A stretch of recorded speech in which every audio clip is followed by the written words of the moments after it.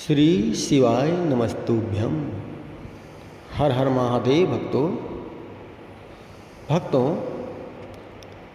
हिंदू धर्म में कई व्रत हैं, लेकिन एक ऐसा व्रत है जो सीधे भगवान शिव की कृपा दिलाता है, और वह है प्रदोष व्रत।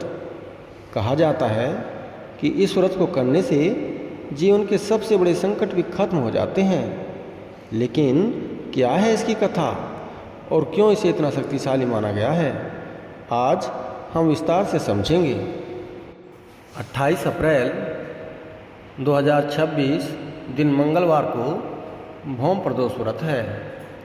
यह वैशाख शुक्ल पक्ष की त्रयोदशी तिथि पर पड़ रहा है, जिसे भगवान शिव की पूजा के लिए बहुत शुभ माना गया है।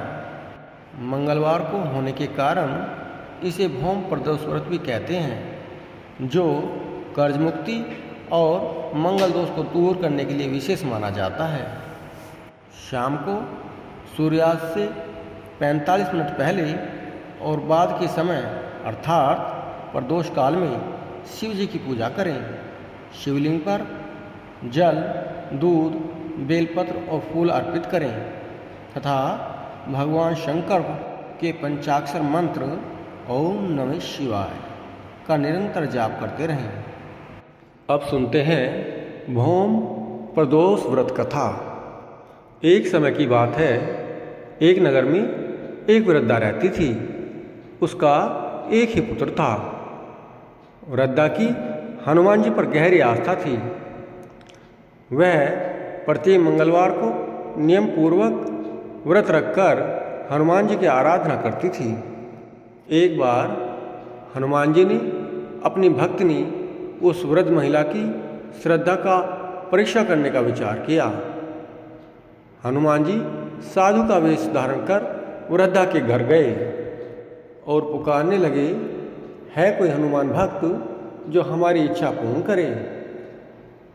जैसे ही आवाज़ उस वृद्धा के कान में पड़ी, पुकार सुन वृद्धा जल्दी से बाहर आई और साधु को प्रणाम कर बोली, आज्ञा महाराज।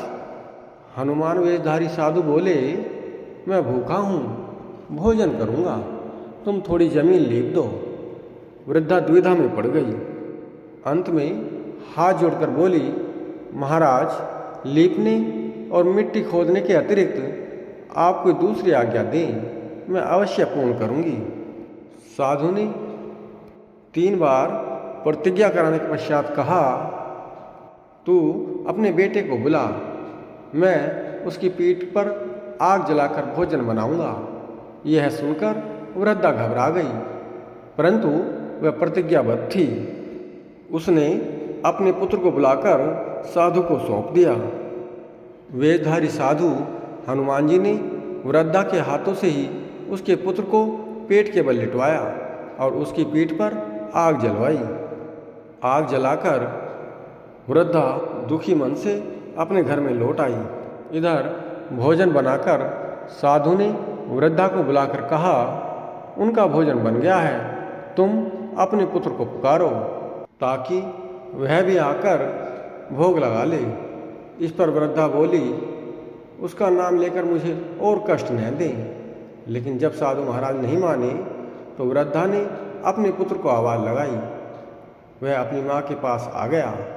अपने पुत्र को जीवित देखकर वृद्धा को बहुत आश्चर्य हुआ और वह साधु के चरणों में गिर पड़ी। तब हनुमान जी अपने वास्तविक स्वरूप में प्रकट हुए और वृद्धा को भक्ति का आशीर्वाद दिया।